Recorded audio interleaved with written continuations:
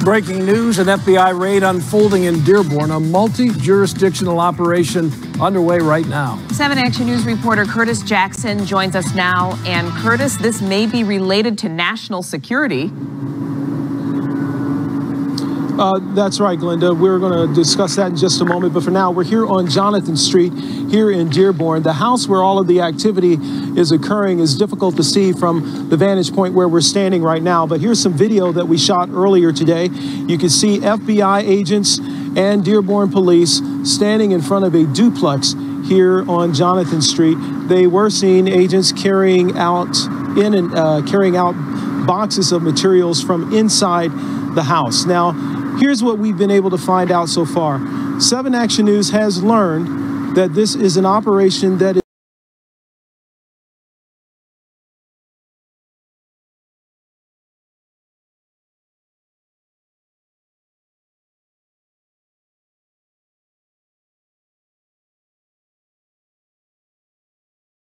is involving the FBI, both here locally and from another state. We're not going to identify the state where those agents are from. We do have that information, but the FBI this time is requesting that we not release it. We're going to honor that request. 7 Action News has also learned that the activity here is regarding national security. However, there is no threat to public safety locally. I want to say that again.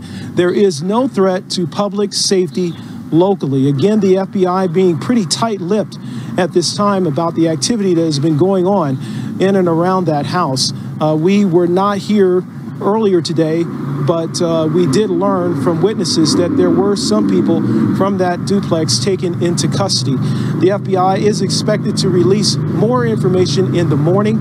At that point, we'll know exactly what has gone on here. But I do want to tell you that this is a national security concern that involves a multi-jurisdictional operation involving FBI agents here and also from another state. There is no threat, again, no threat to public safety locally. We expect to know a lot more in a few hours. Now, live in Dearborn, Curtis Jackson, 7 Action News.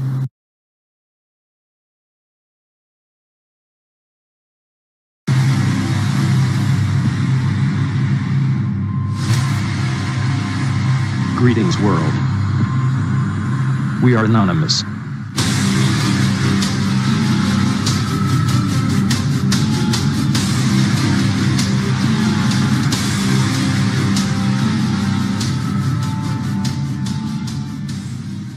The believed to be lost emails belonging to former U.S. Secretary of State Hillary Clinton were recovered on the 1st of June when special agents of the American Federal Bureau of Investigation, FBI, raided a home in Dearborn, Michigan, owned by a shell company belonging to top Clinton aide Huma Abedin's brother and sister.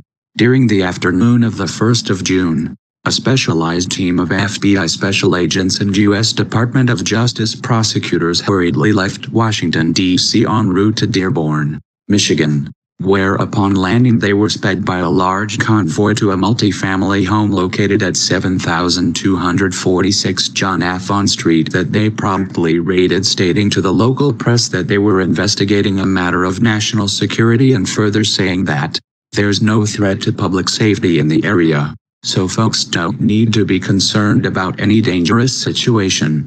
Important to note about this John Awan Street home in Dearborn is that it is owned by a subsidiary shell corporation established by the Journal of Muslim Minority Affairs that's long been known as Abedin Family Business, where Huma Abedin's brother, Awan Abedin, is a book review editor and her sister, Webb Bilderberg, is an assistant editor.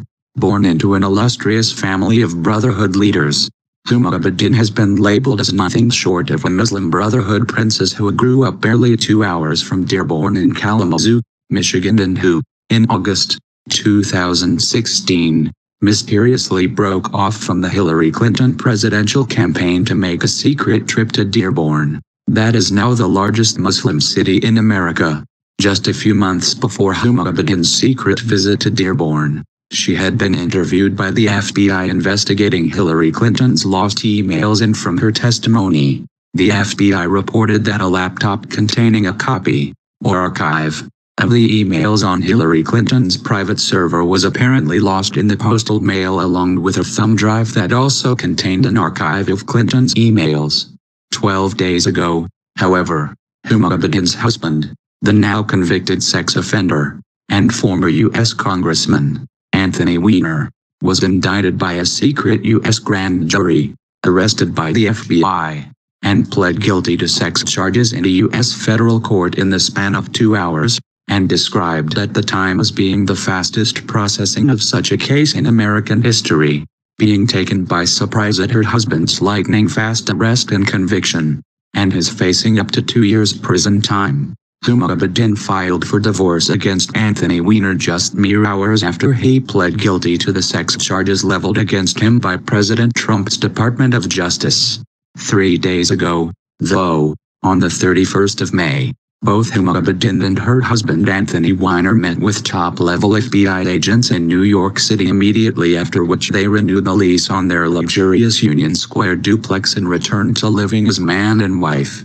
Barely 24 hours after Huma Abedin and her husband Anthony Weiner moved back into their luxurious New York City home, FBI special agents and U.S. Department of Justice prosecutors raided the Abedin-owned property in Dearborn, leading the SVR to conclude that during Huma Abedin's secret trip to Dearborn last summer, she secreted/hid within the home critical evidence relating to Hillary Clinton's lost emails and maybe even the lost computer and thumb drive too.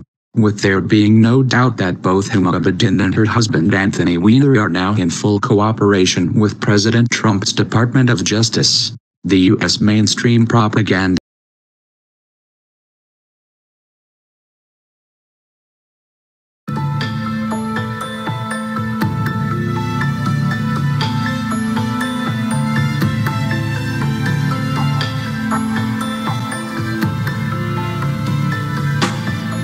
On July 10th, 2016, Seth Rich was murdered. Of that, there can be no doubt. But that's apparently where the line between fact and fiction begins to get a little blurred. According to the mainstream media, Seth Rich was killed after leaving a bar that night in an apparent robbery that went horribly wrong. And that's the extent of their narrative. Past that, it's all a right-wing conspiracy theory that's politically motivated and has no basis in reality. But let's set those accusations aside for just a moment and look at the facts. We want to stress that our only agenda is to find the truth and that everything we report here is simply revealing the facts that we've uncovered in our investigation. Facts and not opinions. And from an objective standpoint, they simply don't add up. So what are the facts? Well, Seth left Lou's City Bar around 1:45 a.m. and refused to ride home, even though staff say that he was unusually drunk. He told them that he was heading to Wonderland Ballroom, another popular bar that was only a 10-minute walk away. But he never arrived. Staff say that he was distressed that night, noticing that something was clearly bothering Rich, who they described as normally a very good-natured guy. It would have taken Seth about half an hour to walk the mile back to his Bloomingdale Row house. But he didn't go straight home.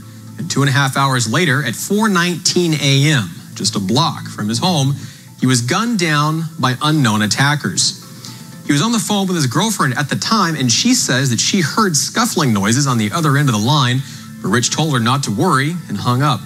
Authorities say that he was shot twice in the back and had bruises on his hands, knees, and face, and appeared to have been in a scuffle with his attackers. Yet no DNA evidence has emerged from that apparent altercation. He was taken to the hospital, where he died about an hour and a half later at 5:57 a.m.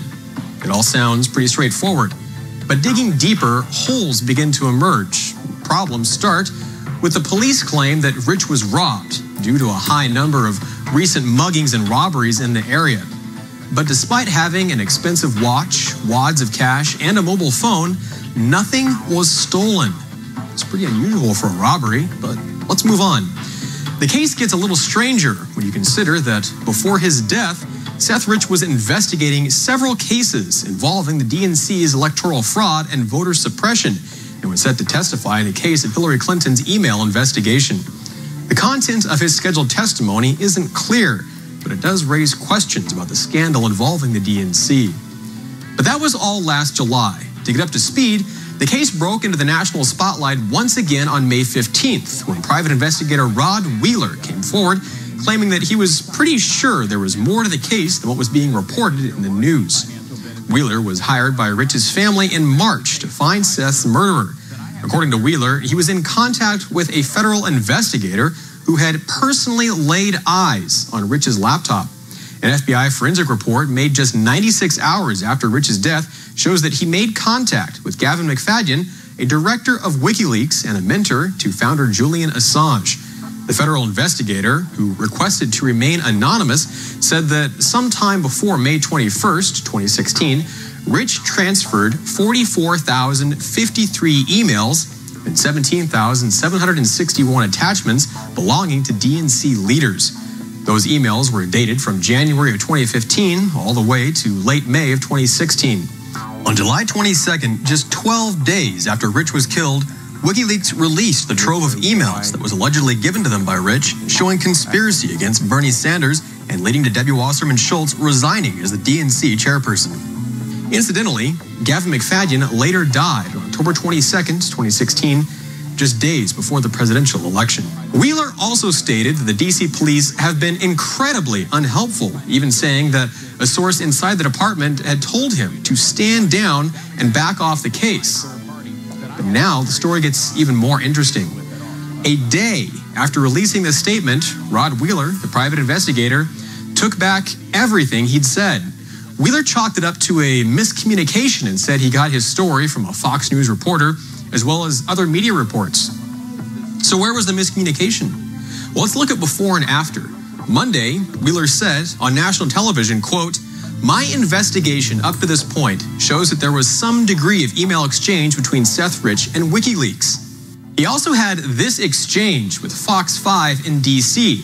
Fox asked, "So you have sources at the FBI saying that there is information?" Wheeler responded, "For sure." Fox asked, "You have sources at the FBI saying that there is information that could link Seth Rich to WikiLeaks?" Wheeler responded, "Absolutely. Yeah, that's confirmed." So was it confirmed, or is that a miscommunication? Then on Tuesday, he came out saying, "I've never ever seen Seth Rich's computer, nor have I talked with the federal investigator." He then told CNN that he had no evidence to suggest that Rich had contacted WikiLeaks before his death. That's quite a miscommunication. It's pretty much the exact opposite of what he said just one day before. And what about his personal conversations with the DC police? After all, he stated flat out that his own source inside the department personally told him that he was ordered to back down. But wait, was that a miscommunication as well? Did he actually just read that from a Fox News report? Every time I talk to the police department about the WikiLeaks or the emails, it's automatically shut down. That discussion is automatically shut down. What could be responsible for his sudden reversal of opinion about what he actually did or didn't do? I've reached out to Mr. Wheeler, though so far he hasn't returned our calls. Regardless of his own previous statements, the anonymous investigator that Wheeler says he did and then didn't speak with still confirmed his story, saying, quote, "I have seen and read the emails between Seth Rich and WikiLeaks." Wheeler has since received a cease and desist letter from the Rich family, who have condemned his report as a breach of contract, calling it deeply hurtful. But Wheeler's statements still contain useful insights. Before recanting his story, he explained that after he called the police to inquire about Seth, a high-ranking member of the DNC promptly phoned the police as well and then called Rich's family. Apparently, the DNC member was demanding to know why Wheeler was snooping into Rich's death. Wheeler has now revealed that high-ranking DNC official was actually Donna Brazile, the disgraced former DNC chairwoman. Brazile, a CNN contributor and donor to Hillary Clinton's campaign, was forced to step down after she was caught feeding Clinton questions ahead of her presidential debate. Wheeler said Seth Rich had been having trouble at the DNC and was clashing with someone working there. That someone turned out to be Brazile. A high-ranking official at the DNC, when I called the police department, they got that information and called the Rich family wanting to know why was I snooping around. But was he snooping around? Or was he just reading news articles and that was just another miscommunication? Wheeler says that he's convinced the answers to whoever is behind Rich's death are on his laptop. However, police say they don't know where the computer is, and the FBI says they don't have it. It was originally reported the FBI had conducted a forensics report of Rich's computer, but now they're claiming it's not their case, and they're referring all questions to the DC police. Wheeler's not the only one flip-flopping, however. After their son was murdered, Seth Rich's parents said they were open to any help to find the killer or killers. They even suggested they weren't sure it was a robbery. If it was a robbery, it failed because he still has his watch, he still had his money, he still had his credit cards, he still had his phone. So it was a wasted effort, except we lost a life. But their attitudes have changed since then, and now they say it was just a robbery, and anyone contradicting that is simply peddling fake evidence. What brought about that change? It might have happened around the time they brought on Brad Bauman to be their family spokesman. Bauman is a professional crisis consultant, and according to him, every single time a story is reported, it is just hearsay, it's lies, it's politically driven or politically motivated hearsay. And it actually causes the opposite of what everyone wants. It causes the inability for the police and for the independent investigators to figure out what actually happened. But who is Bauman? Well, he's been called a professional Democrat by WikiLeaks and has frequently criticized both Republicans and President Trump, who he says is simply playing the American people and has no respect for the country. He also said the Republican Party is full of, quote, scam artists, hucksters, and sociopaths trying to screw you. He works for the Pastorum Group, which describes itself as a full-service, progressive, values-first communications and political strategy firm working with progressive candidates, causes, and coalitions to create meaningful social change. Bauman was also the executive director for the Congressional Progressive Caucus in D.C., the second largest caucus in Congress. While there, he pushed hard for progressive agenda items and founded the Progressive Action PAC. After all that, it seems doubtful Bauman would have any kind of bias. Yet according to Bauman, anyone who questions Seth Rich's murder was anything more than a robbery deserves a special place in hell. Strong words from a DNC hardliner. And who's paying for his services? Is the Pastorum Group working for free? Is the DNC footing the bill for Bauman's services? Clearly, the DNC, whose leaked emails revealed a conspiracy to undermine Bernie Sanders' campaign, would have no agenda in controlling the narrative around Seth Rich's murder, either. And what about the DNC? Where do they stand in this investigation? Well, in our investigation, one name pops up over and over again: John Podesta. During Hillary's campaign, Podesta was her right-hand man, her former campaign chief, who had tens of thousands of his own emails leaked to the press by WikiLeaks. In those emails, Podesta makes a shocking statement back in 2015 concerning potential leakers. He says, quote, "I'm definitely for making an example of a suspected leaker, whether or not we have any real basis for it." That's pretty startling considering his apparent ties to the Seth Rich murder investigation. Where do those ties begin? Well, for starters, with Officer Robert Wingate Robinson. Robinson was one of the first responding officers who showed up after Seth Rich was shot. He was also a student at Georgetown University at the same time that John Podesta was a professor there. And Robinson's sister, Nandy, worked for Hillary Clinton's campaign as a research associate in 2016. Since last May, she's been the deputy research director at the Democratic Congressional Campaign Committee in D.C. Interesting to have such a well-connected officer as the first one on the scene of a murder involving a DNC staffer who might have been the one to leak tens of thousands of highly sensitive DNC emails. But Podesta's ties don't end there. Seth Rich wasn't dead when Officer Robinson arrived. Police reports say that he was still alive and was talking to the officers and the EMTs. He was taken to Washington Hospital Center, where an unnamed fourth-year surgery resident says that he treated Rich's injuries. The anonymous resident posted online detailing Rich's wounds and explaining that he was shot in the lower back, damaging his liver and leaving several small bowel injuries.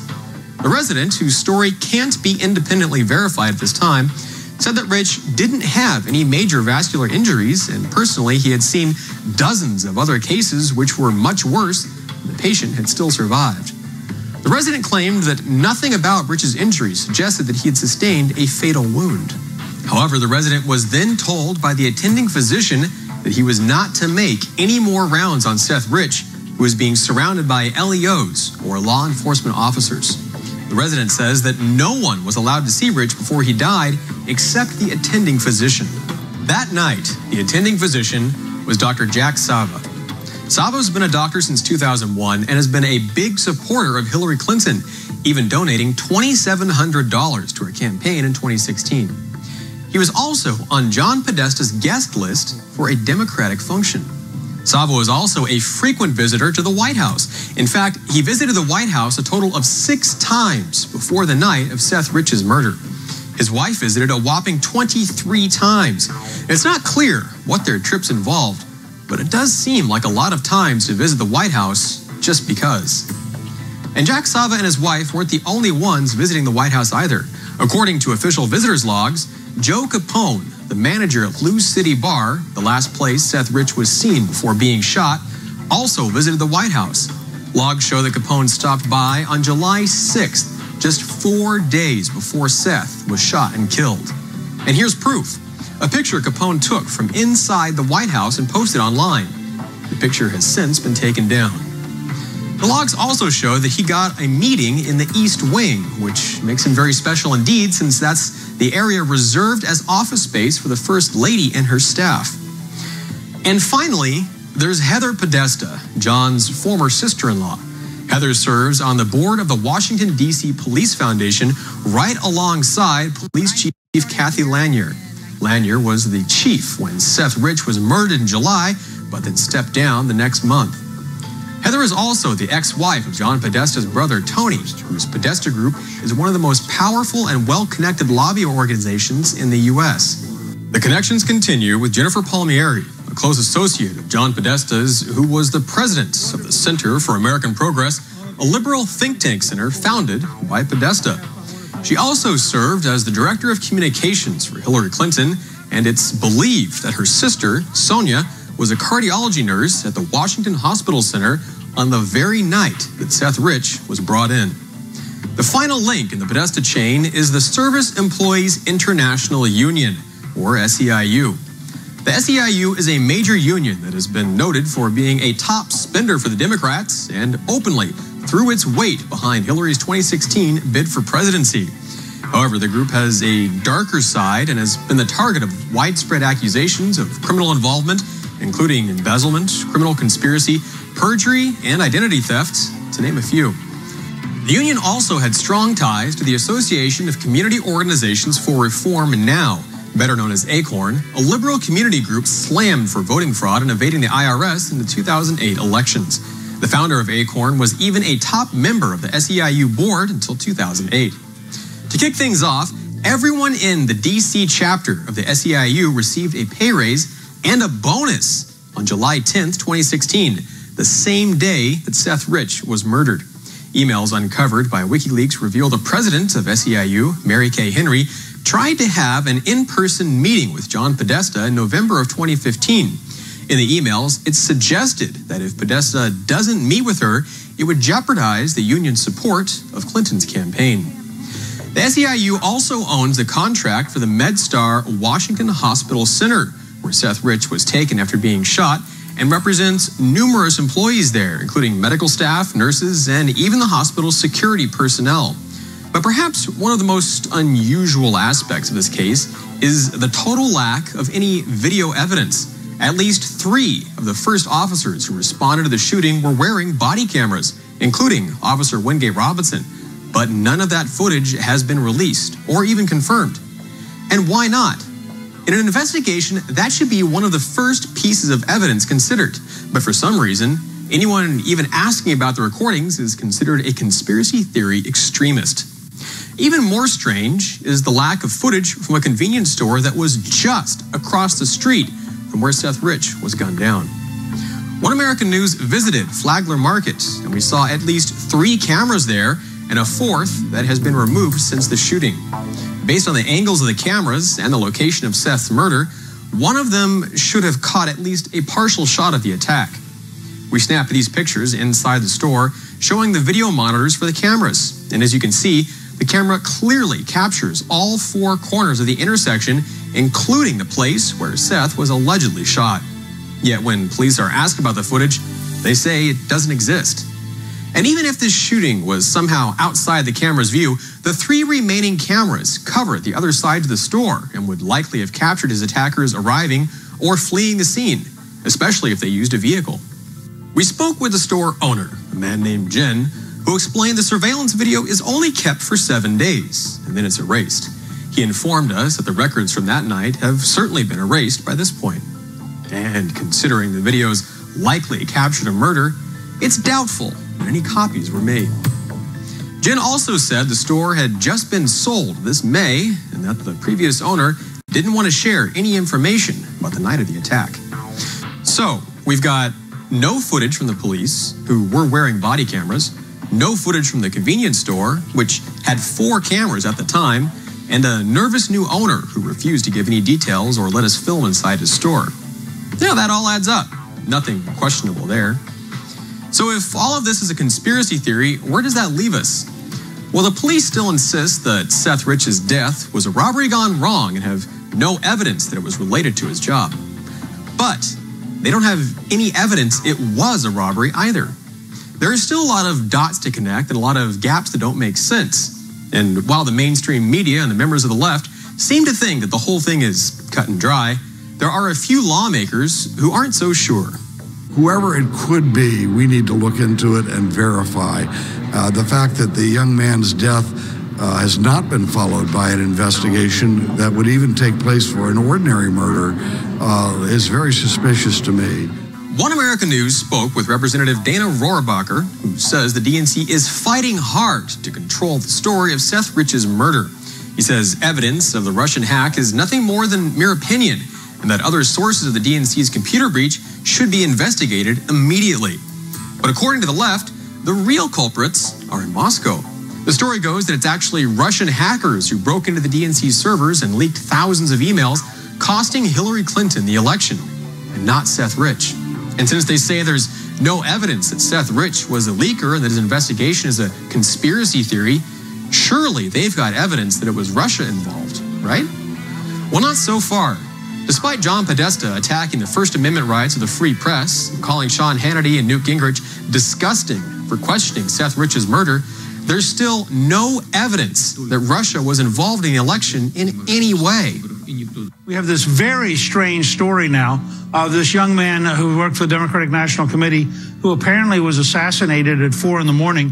While Podesta says that questions about Seth Rich's murder are more examples of fake news from the Russians, Deputy Attorney General Rod Rosenstein says that so far he's seen no proof of any crime that was committed or that any prosecution is warranted.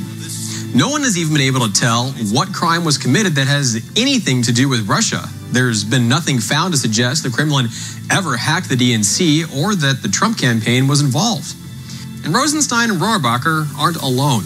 Congressman Blake Farenthold says that without any proof of Russia's involvement, the most likely explanation is that the breach into the DNC servers was an inside job. He explained that most of the accusations against Russia are being made by unnamed sources, and that anyone suggesting it was committed by someone working for the DNC is just as credible as someone who's not willing to give their name. To top it off, he says it's suspicious the DNC hired CrowdStrike, a private cybersecurity company, to look into the hacking. I'm troubled by the fact that the investigation of their server was actually done by their contractor and not a federal law enforcement official. That doesn't pass the smell test for me. Adding to the dubious and unsupported claims of CrowdStrike, former FBI Director James Comey admitted in January that the FBI had been denied access to the DNC servers. What possible reason could the Democrats have to deny the FBI access to servers where a ton of their information was stolen?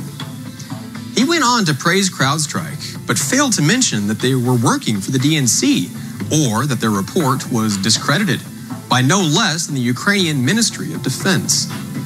It's perhaps worth noting that after a recent surge of outside funding, CrowdStrike is now in the rarefied club of recent startups valued at over $1 billion.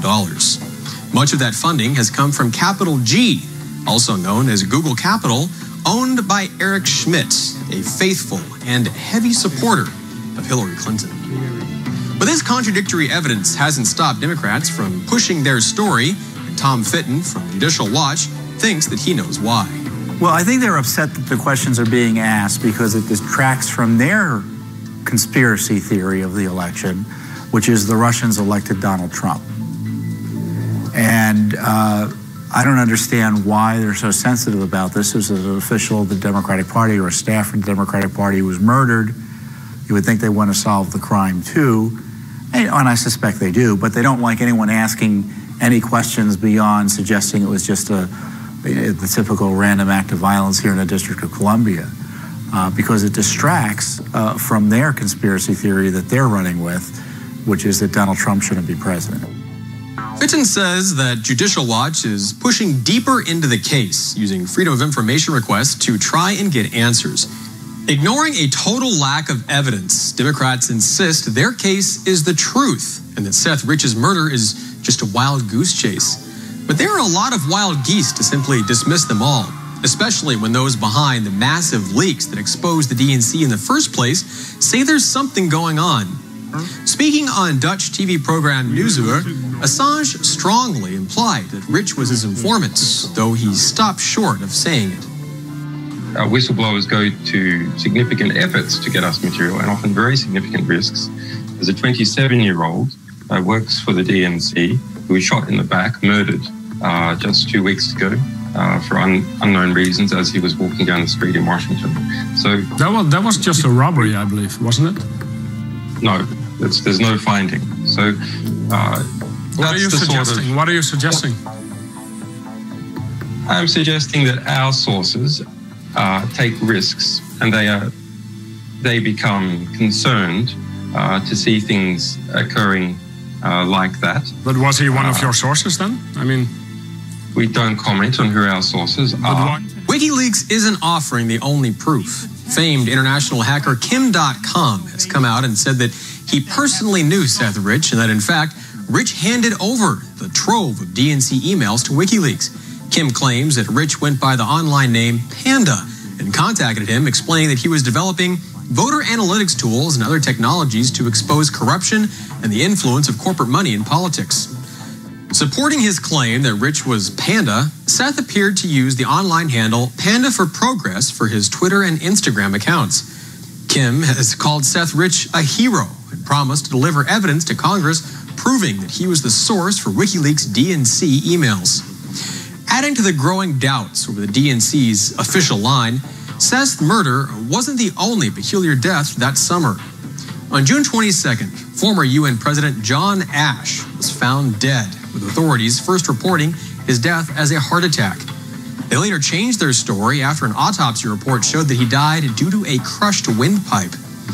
Ash died just a few days before he was set to testify with his co-defendant, Nlak Sim, a Chinese businessman who illegally funneled millions of dollars to American businessman Charlie Tree, who then used the money to donate to the DNC during Bill Clinton's re-election. Charlie Tree was also rumored to be a Clinton Foundation donor during Bill Clinton's reign as president.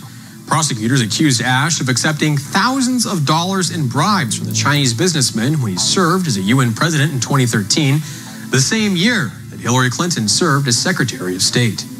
Solving this case could reveal important clues from the 2016 election and how high up corruption at the DNC really went. So far, One America News, WikiLeaks, the DC Metropolitan Police, a Republican lobbyist, Jack Berkman, Martin Shkreli, and even Kim.com have all put substantial money towards finding Seth Rich's killer, totaling $500,000. But up to this point, the DNC has never offered any reward for information to help solve the murder of their own staffer. His death has received almost no recognition, though, to be fair, the DNC did dedicate a bike rack in his honor. And Hillary Clinton took the opportunity to use his death as a chance to push her own agenda for more gun control. He was just 27 years old. Surely we can agree that weapons of war have no place on the streets of America. For now, there are no clear answers as to who killed Seth Rich or why. Police have called it a robbery, but have no proof. There's growing evidence that it was something much more than a mugging gone wrong, but everyone on the left insists that it's nothing more than a conspiracy theory and coincidence. But it's not just one coincidence or two, it's dozens, and they trace their way all the way to the highest branches of the DNC. Yes, it could be a coincidence that the officers were wearing body cameras, but the footage apparently can't be found. It could be a coincidence that the attending physician, his wife, a cardiology nurse, numerous hospital staff, and police officers all have direct ties to senior members of Hillary's team.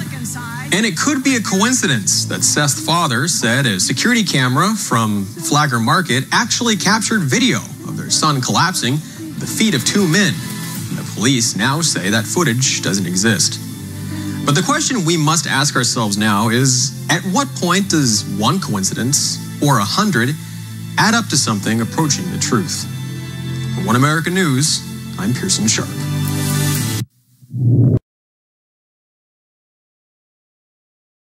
It's interesting that they're having this Trump thing right now with Sally Yates talking about potential leaks of classified information and people who might have given the Russians access to information. Looking at these three brothers who had access to top secret information in our Congress and still work for Debbie Wasserman Schultz. So the problem with that is they make 3 times as much money as everybody else in their pay grade. They have 12 houses. Their friends have 12 houses. They have different Social Security numbers. People that have died in California 20 years ago, they threatened to kidnap their stepmother's relatives in Pakistan. They threatened the IT director in Congress for more password capability for the access to congressional information. Just wondered why none of that came up today in the hearings. Well, let's just focus on Russia, and then we don't have to actually talk about what's really going on. I've talked to so many different people that are really convinced of the Russia thing. I guess if you just keep saying it enough times. Here in Canada, it was in Maclean's magazine. They thought, oh, well, that must be real then. If you feed it to people enough, then they're going to actually believe it. Just a matter of how much you want to invest in trying to prove Hillary didn't lose the election. You know, I mean, it's just.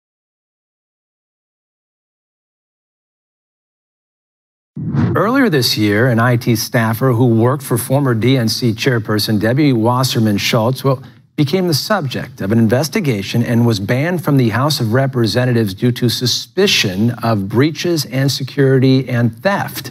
Now, the 4-month investigation by the Capitol Hill Police has taken a new turn. One America's John Hines has that story from Washington. In a recent video recording of an Appropriations Committee hearing about the Capitol Police budget, it appears as if former DNC chairperson, Representative Debbie Wasserman Schultz, may be threatening the Capitol Police chief for holding a computer as part of an ongoing criminal investigation of Wasserman Schultz's former IT staffer. With the permission through the investigation, and we'll return the equipment. But until that's accomplished, I can't return the equipment. I think you're violating the rules when you conduct your business that way, and should expect that there would be consequences. Indeed, there may be consequences for someone, given the state of this ongoing criminal investigation, says Luke Rosiak, who writes about the probe for the Daily Caller News Foundation. Debbie Wasserman Schultz, the representative from Florida, revealed that the Capitol Police are holding on to some technology equipment of hers relating to a criminal investigation into her longtime IT aide, a Pakistani guy named Imran Awan. He is suspected of massive breaches of information security and laws and policies surrounding security of members' information. It appears that he was funneling members' data outside of House computers. And funneling member of Congress data outside of the House of Representatives' computers appears to be what may have sparked the investigation, with Wasserman Schultz's employee, Mr. Awan, as its focus.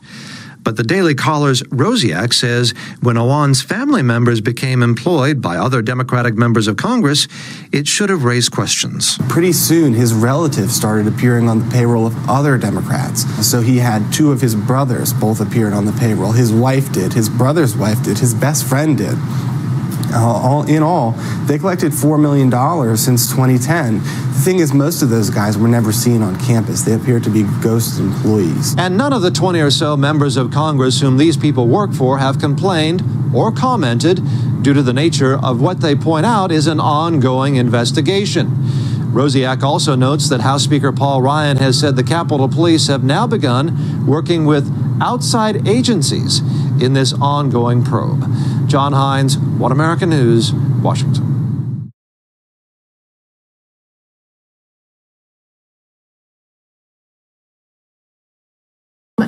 There's a story out now, it's been going on since February. You've had these IT staffers that had primarily worked for the Democrats, and they're under investigation by the Capitol Hill Police. They've been banned from the network for, rather under suspicion for breaching security, stealing equipment, and one of his name is Awan, and he's still an advisor apparently on Debbie Wasserman Schultz's staff. I'm really not familiar with what's the response to Debbie Wasserman Schultz keeping this individual who's under investigation?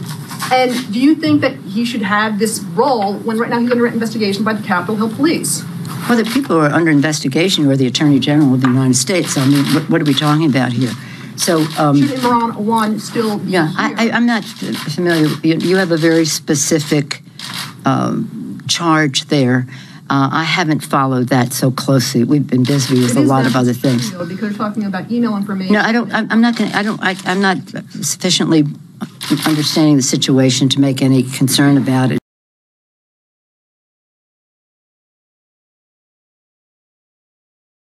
I know a lot of you are asking questions about what Judicial Watch is doing to investigate the controversy surrounding the death of DNC staffer Seth Rich.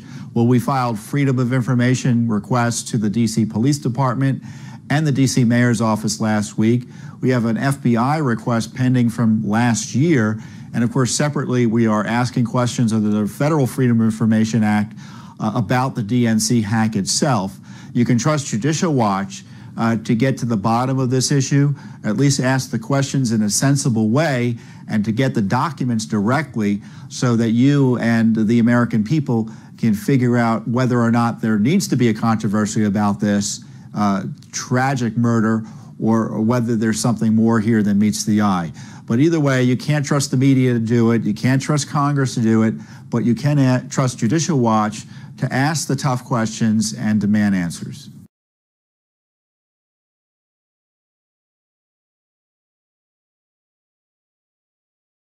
Stories about the Awan brothers. They had higher level security than Seth Rich had, actually. They were the IT directors for the Democrats, for Deborah Wasserman Schultz, and for the entire Democrat Congress. In that capacity, they had access to all of the emails sent to and from Congress. This should be a headline story. We always talk about collusion. We always talk about foreign influence in the fake news media. They're always talking about what are these foreign governments trying to do? Well, there are actually two people with the highest level privileges and access to every email. They were the Awan brothers. Major national security threat, major terrorist threat. They had connections to terrorist organizations. The Democrats are trying to obstruct justice and trying to shut it down. So we have brought on a special guest today, George Webb, who has been following this story very closely.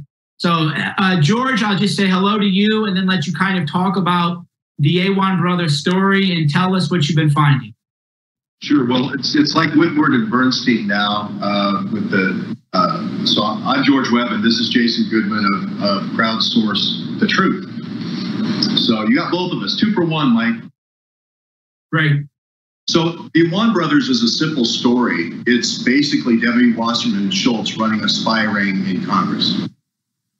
Now, the interesting reporting that we do with going out on the internet is we get people to search with us and for us, and then I am kind of a stenographer and push back the intelligence out to people for more detailed searches. So we just kind of go down in a level. You know, we start at 30,000 feet, we bring it in for a landing on every topic.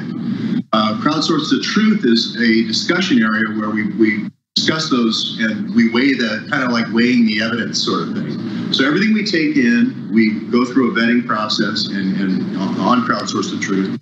And I'm out there basically collecting, and Jason's running the New York studio here in Chelsea. And the things that we found beyond these Daily Caller story, Luke Rosiak's done great reporting on these 4. Well, there's going to be 6 in total Awans, if you count wives. And okay, so let me interrupt you for a second, my good friend. When you say Deborah Wasserman, we need to take a big step back. When you say Deborah Wasserman Schultz was running a spy ring in Congress, that is not the kind of thing we just say and then move on. That is a nuclear, direct truth bomb, if it is true. So let's go back to what you initially said. You claimed that Deborah Wasserman Schultz was running a spy ring in Congress. So what evidence do we have to support that? Well, our best evidence comes from James Comey himself, saying that the mechanism that how it's done is with a BlackBerry syncing to a laptop. And this is how Huma got her emails to Anthony Weiner's laptop. So all they did is just reproduce that for, let's say, about 80 to 150 members of Congress, and we don't really know how many. Now, the other part of this that people are going to find maybe either funny or surprising is Anthony Weiner played that role with the Awan brothers before Debbie Wasserman took over that role.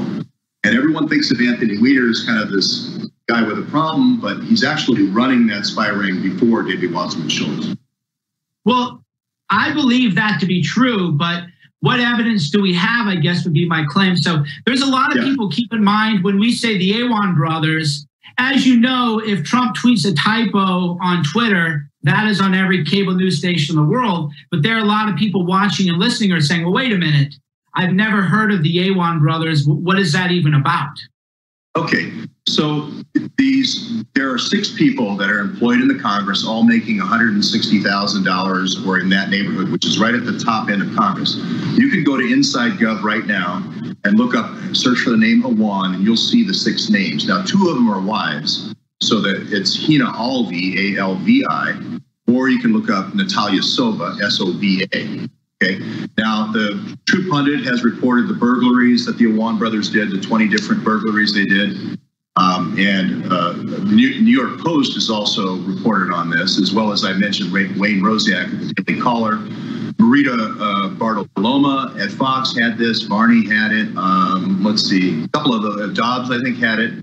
What we've done is basically gone forward from there with in-depth searches and found out different companies they work for in Congress. I've developed sources in the Congress. I know you're a White House correspondent now, Mike, so congratulations on that.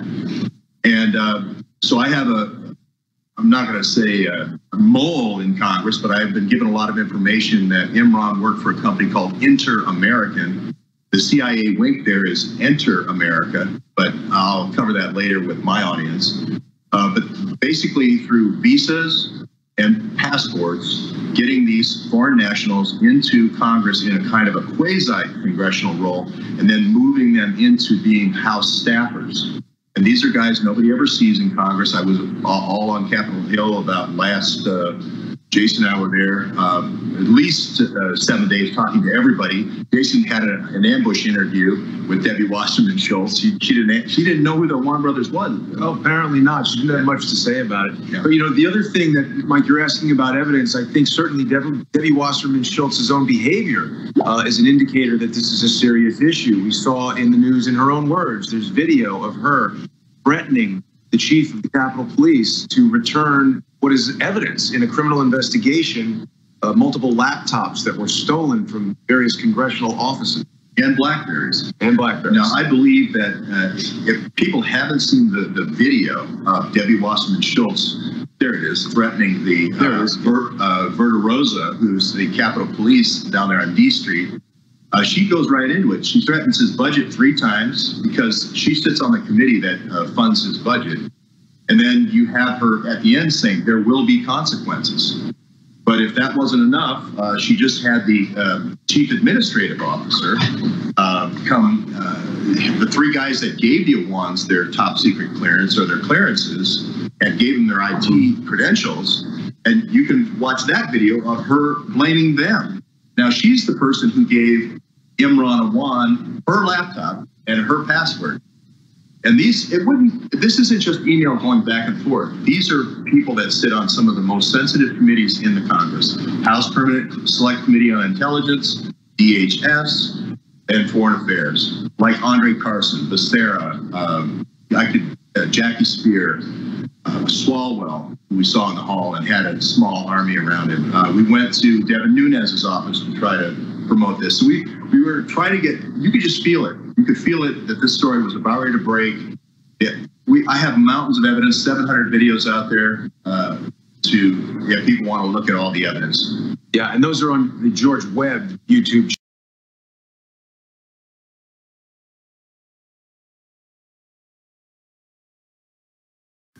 Hi, this is Dave Hodges of the Common Sense Show, and we're the show that's freeing America one enslaved mind at a time.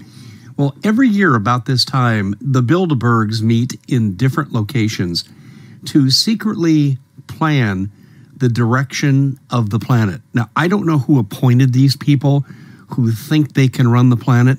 They don't speak for me. They certainly don't speak for you. And remember, at the centerpiece of their agenda, as printed in their documents, they're looking for a 90% depopulation of this planet. So they're certainly not your friend.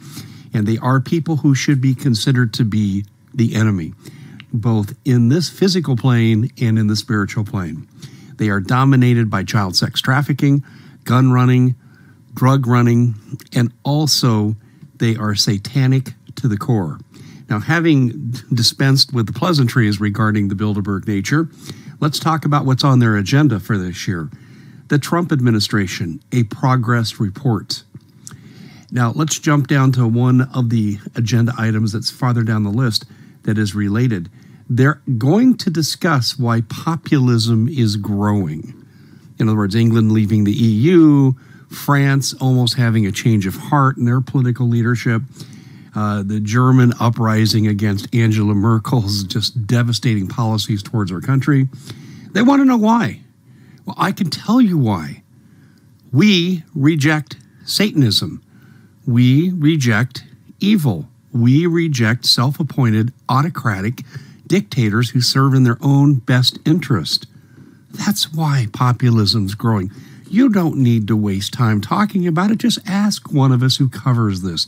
You people are the evil of the earth, and you've emerged by some miracle of Satan to rule over us. Well, I will tell you at the end of days, you will be sadly lacking in the power that you have. And we will all be cheering when you're thrown into the lake of fire. But until those days, we need to be concerned about what they are doing. So let's look at the rest of the agenda, the transatlantic relations options and scenarios. Now, with us leaving the Paris climate change agreements, the smart grids that were going to be coordinated when the United States has theirs up and running, which is not very far away, was going to tie into the European smart grid. That really has them concerned. Trump could not have dealt a more devastating blow than to remove us from these Paris Accords. Next, Transatlantic Defense Alliance bullies, bullets, bites, and bucks. In other words, they're planning for a war with Russia. The direction of the EU. Well, you better fix your economy with the EU because it's going to continue to fragment. You don't need to have meetings on this. The answers are simple. Can globalization be slowed down? In other words, can the enemy, you and I, can we defeat them? The answer is yes and hell yes. Keep praying. That's your best ally. Jobs, income, and unrealized expectations. They're going to be talking about automation replacing humans, and what do they do with the humans? That is the unrealized expectations. The war on information. What are they going to do about the internet? They're going to shut shows like this down? So they're telling you what they're doing, folks. They're going to come out, they're going to censor, they're going to control, they're going to try to destroy. And the way you take away populism is to take away all freedom. This is coming, folks. And the way you take away freedom, well, Adolf Hitler taught us the Reichstag fire, a false flag event. That's how they're going to do it. The Near East, nuclear proliferation. Yeah, they want to get that war in Korea started very quickly. What to do about China. And I'll tell you what they're not saying on here that I have reported on, and it's not yet hit the mainstream media. Courtesy of Bob Kudla, financial expert, his observations will tell you that the debt ratio of the banks in China are not sustainable. They are failing. And this is what they're talking about. And a dangerous China will result from a broke China. And then, of course, they want to look at other current events. Well, that's the agenda for the Bilderberg Conference. And the theme of the Bilderberg Conference is how do we stamp out freedom and populism? That's the theme that they're giving us. Now, they're putting you in the crosshairs. I have done articles showing that they're preparing FEMA camps from different structures, different organizations. I have talked about the nature of these FEMA camps and what they're going to do to you. I've talked. Good afternoon. My name is Larry Klayman. I'm the founder of both Judicial Watch and now Freedom Watch. I'm currently the chairman and general counsel of Freedom Watch. I'm also a former federal prosecutor. We've been pursuing the investigation into the murder of Seth Rich. We've been the first really to do that, to follow up on these news reports. And I filed a Freedom of Information Act request just in the last few days. We're going to link it to this YouTube, trying to get documents and records from the U.S. Attorney in the District of Columbia, who apparently was called off. In fact, there was probably an obstruction of justice by the former head of the Democratic National Committee, Debbie Wasserman Schultz. This is on top of the fact that we filed Freedom of Information Act requests with the D.C. Police, the Metropolitan Police Department, as well as the FBI, because they may have a laptop computer of Seth Rich that can shed light on this murder. Now, why was Seth Rich most likely murdered? And we're going to tell it like it is. I'm not going to let Media Matters or anybody else say that this is completely made up or false news. This is an investigation. But Seth Rich, there is implication by Julian Assange, we've seen that on Sean Hannity's show on Fox News, that he in fact was the person who leaked information to WikiLeaks about the illegal behavior of John Podesta and others inside the Clinton camp. There was a motive to kill him. And we know, and I know, because I fought the Clintons for many years, that 80 witnesses vanished or were killed during the Clinton administration in the 1990s. 80. And if, in fact, the Clintons hadn't been responsible for having some of them killed, of course, they don't dirty their hands, they hire other people to do it, like the mafia. But if there wasn't, in fact, some truth to that, why would the list of all these dead people have been left on the chairs of Linda Tripp, who I deposed a number of times, and whistleblowers who came forth with the first Clinton email scandal in the late 90s, where 1 million email went missing in the White House that were requested by the independent counsel, Ken Starr and Robert Ray, and yours truly at Judicial Watch, notwithstanding Congress. So we're going to be continuing with the Seth Rich investigation. We applaud Sean Hannity and others for following up on it, but we're the one that does the stuff on the trenches. I'm a litigator of 40 years, and we're going to get these documents at some point, and we're going to pursue legal action if we can find a way to do that, not just get documents, but this is something that needs to be done. So God bless you, God bless America, God save America. Go to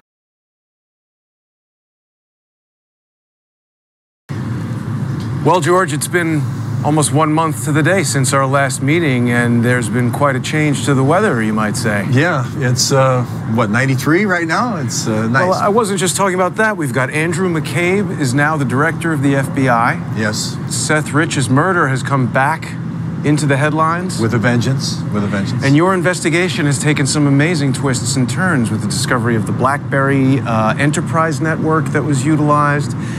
Tell us a little bit about some of the new stuff that you've learned. Well, the whole BlackBerry, just following the BlackBerries in this story has led to not only Huma sending emails to Anthony Weiner, right? But today I walked down Park Avenue near your old apartment on 254 Park Avenue, where Anthony Weiner and Huma Abedin used to live as well. Right. And I walked a very short distance to the PR firm that he used to work at, which was MWW. Uh-huh. Now, I never knew what MWW actually stood for, other than Mossad Worldwide. Right. It was just a joke. You know, but you're joking. However, we do have an image of a very young Anthony Weiner with Ehud Barak.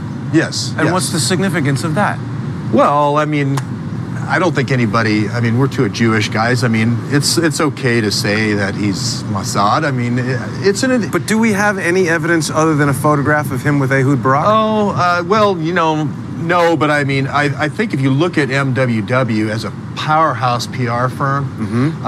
You have a company that specializes in crisis PR.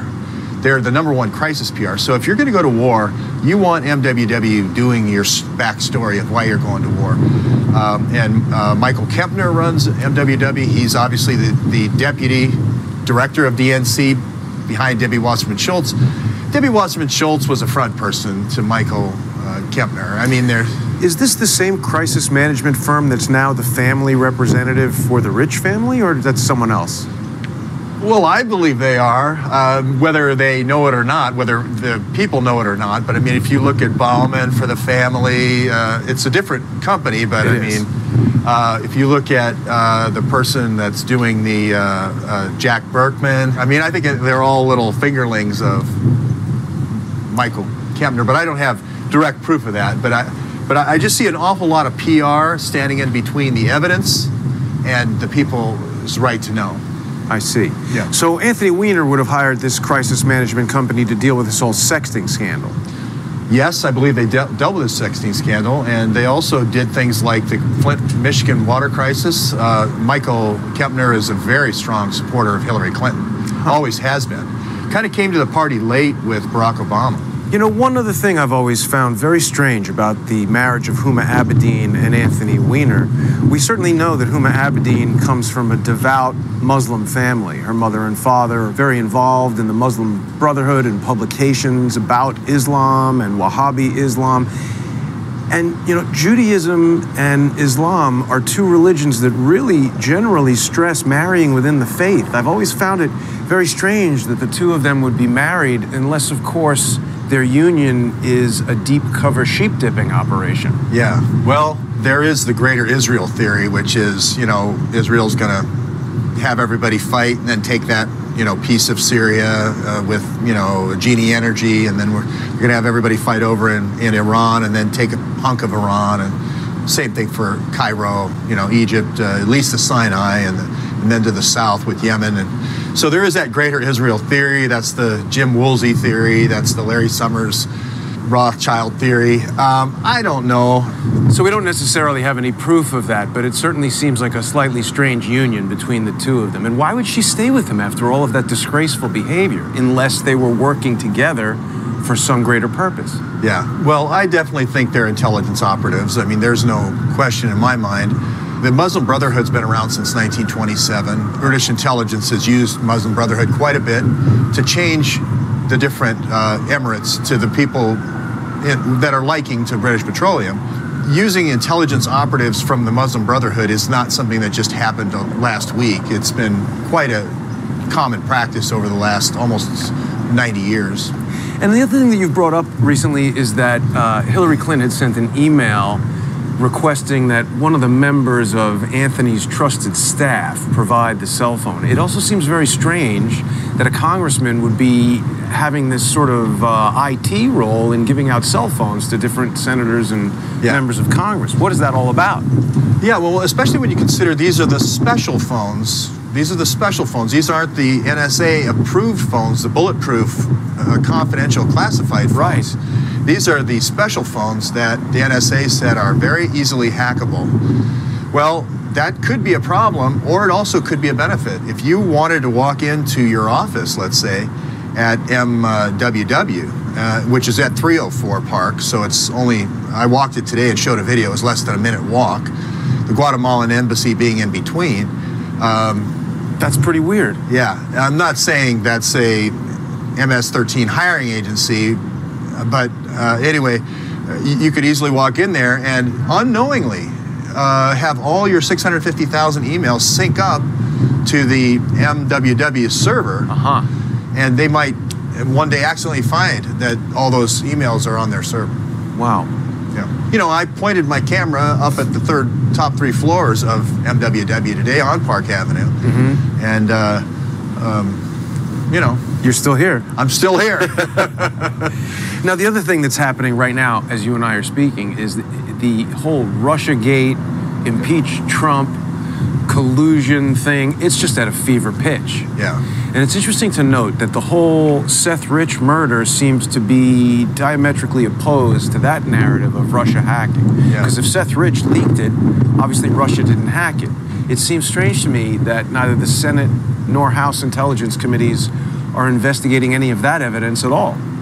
Yeah, well, there may be a shred of truth to the Russia thing in the sense that Russia may have helped Julian Assange pay for some servers way back when. But as far as the rank and file of WikiLeaks, those people come mainly from Gavin McFadden's recruiting of journalists young journalists, mainly, from all over Europe.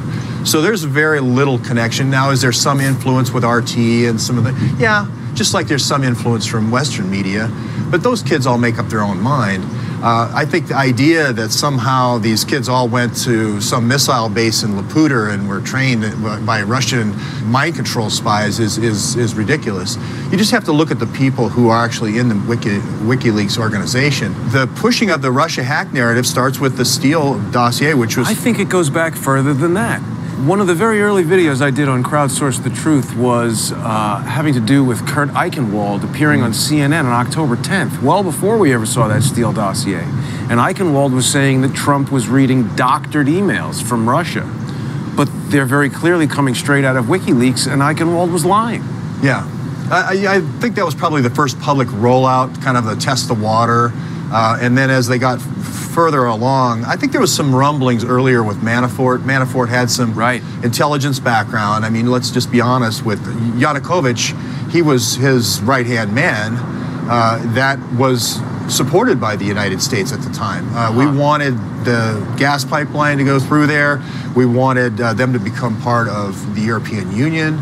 So Paul Manafort, I think, did a pretty good job as a statesman for the United States to try to turn that around and say, oh, no, Yanukovych is now a prop of the Soviet Union, is really kind of turning history around. We have just as many Russian oligarchs that are friends of Hillary that we do of Trump. I'd say even more. What about that whole deal with Uranium One? 20% of U.S. uranium mining capacity sold to a Russian-owned company while Hillary Clinton was Secretary of State. John Podesta was lobbying for Uranium One. And he had, John Podesta had Juul in Canada, which took positions in. There's more than enough blame to go around with, with the various Frank Justra, with his dealings in Kyrgyzstan and all these other satellites, ex-satellites of the Soviet Union, with all his mining plays. So I think to really build on that island is kind of almost, it's a very shaky raft to build on.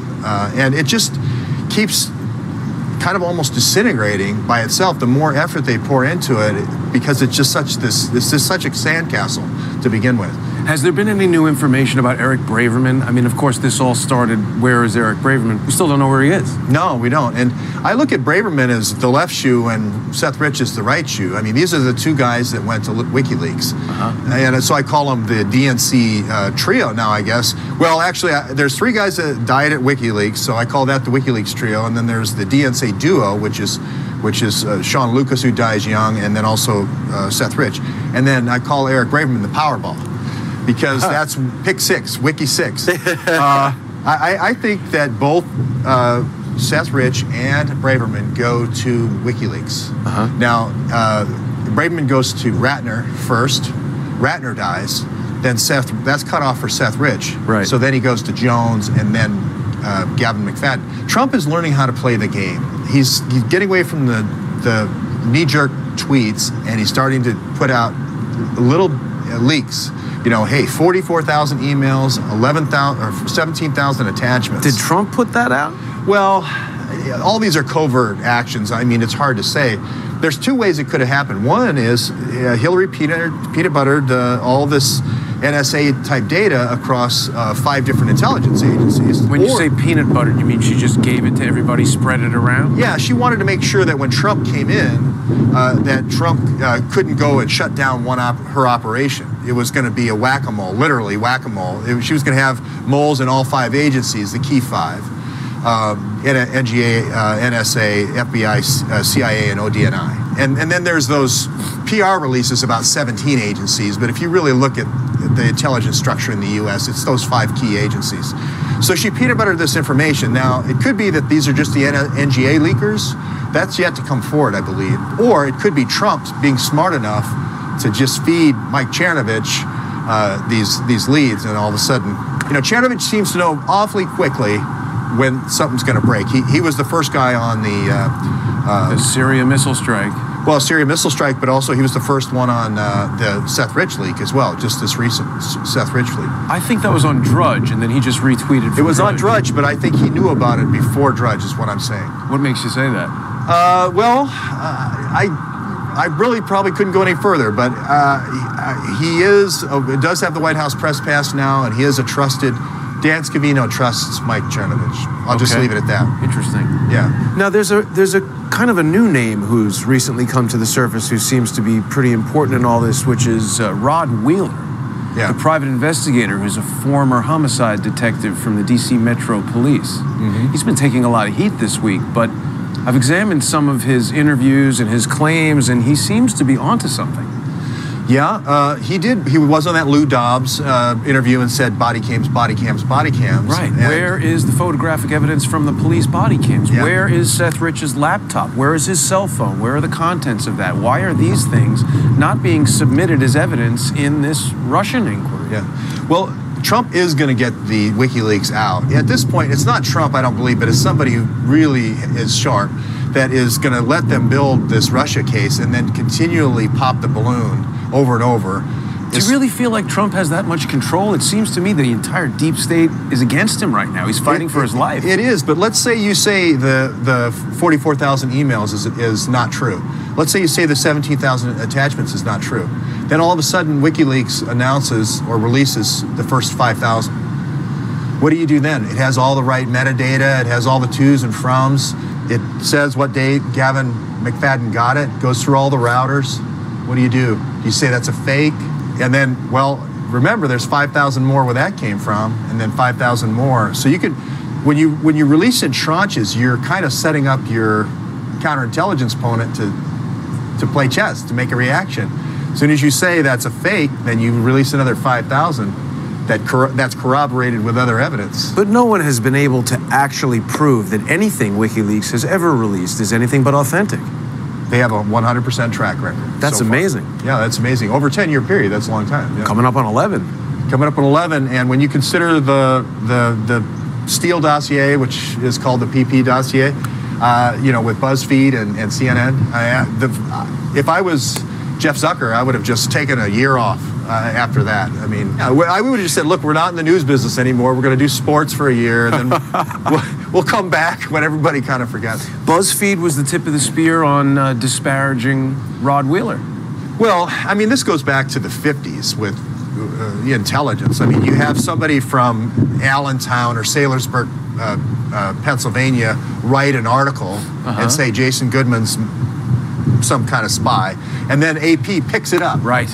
And then everyone then quotes the AP article. Right. The Associated Press says, well, all it is somebody giving a stamp of authenticity to some unvetted article. And we're seeing that happen left and right. I mean, I've never seen it to this extent. Never. We're absolutely in an unprecedented phase here. I mean, the Washington Post puts out a piece that says Trump revealed classified information to the Russians. And then when we go and actually listen to lawyers and people that understand diplomacy, they say that that's not true at all. Well, the president, I believe, can unclassify anything. If he believes that Al-Qaeda or ISIS is going to use a laptop to blow up a plane, and he wants to tell Putin about that, I don't see how it is couched as releasing classified information. To me, that's helping a key partner. That's right. Not be a victim of terrorism. Yeah, not to mention Tillerson, McMaster, they said they were in the meeting and nothing inappropriate was done. So it's hard to say. But let's circle back to the investigation again, because there's so much stuff that you've come up with. Now, in James Comey's most recent testimony, he seemed to verify the claims that you made about this illicit BlackBerry Enterprise server network. Yeah, and I've talked to many experts at Research in Motion, which makes the BlackBerry in Waterloo, Canada, And they've all confirmed this desktop linking. And then not only will you link your phone automatically to your desktop whenever you can connect to a cell tower, right? But then you also have the laptops connecting to each other into a master server. And if you remember, the Awans were accused by the Capitol Police of having a master server.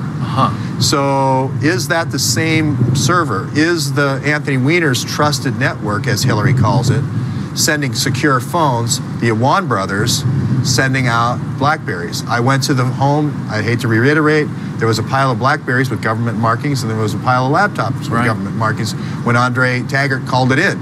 So the FBI came and got them. So they must have figured that they didn't belong to the Awan brothers. So they belonged to somebody if they had confiscated them. Right? So we haven't made that link fully, but there is going to be documentation. It's going to be redacted, but it's going to say the day the search was performed. This is all going to come out. It has to. And one of the things I try to do is be in front of the investigative curve so that Judicial Watch knows what to FOIA, and other journalists know what to FOIA. That's my role, is really kind of a bird dog for other journalists to go get those documents. And you know, on that note, there was a particular email that you identified that oddly had one redacted name in it that could blow the whole case wide open. Yeah, and that could be Imran Awan, Imran Awan fits. We'll see. Again, if Hillary says, have Anthony's trusted staff send the secure phone, and then Huma responds, I'll have blank blank send the secure phone right now, FedEx it, and they redact it. Why would you redact that? I mean, she has her special phones. Why would you redact that one piece of information? That one piece of information unlocks the whole case. If that says Imran Awan, then I'm right about the BlackBerries, and I'm right about the laptops in his home. And then the case is solved, because then we know the FBI has the laptops, the FBI has the phones. And so what are the Senate and House Intelligence Committees doing? Can this information be gotten to them somehow?